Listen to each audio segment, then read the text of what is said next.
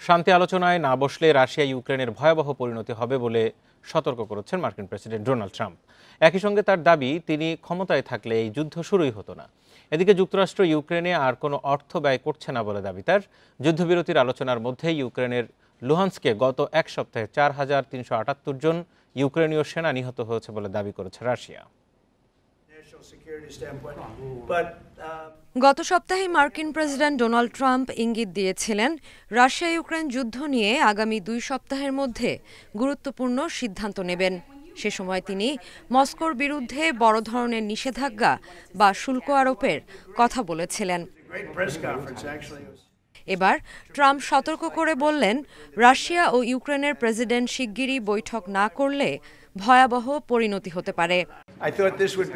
যদি তারা বৈঠকে না বসে তাহলে এর ভয়াবহ পরিণতি হবে। এই যুদ্ধ কখনোই শুরু হতো না যদি আমি প্রেসিডেন্ট থাকতাম।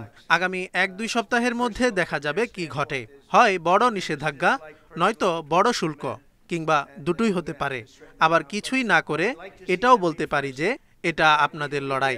দুই পক্ষের অংশগ্রহণ ছাড়া সমঝোতা হয় না। তাই আমি চাই এই দুই নেতার বৈঠক হোক।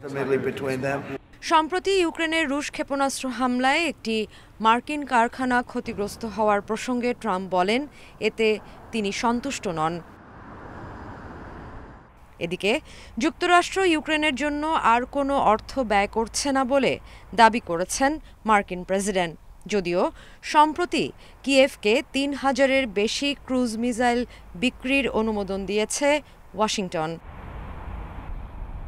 অন্যদিকে যুদ্ধবিরতির আলোচনার মধ্যেই ইউক্রেনের লুহান্সকে গত এক সপ্তাহে 4,378 জন ইউক্রেনীয় সেনা নিহত হয়েছে বলে দাবি করেছে রুশ প্রতিরক্ষা মন্ত্রণালয়। তবে সংঘাতে রাশিয়ার কতজন সেনা নিহত হয়েছেন বা কী পরিমাণ ক্ষয়ক্ষতি হয়েছে তা জানানো হয়নি। Sadia Afrin, independent news.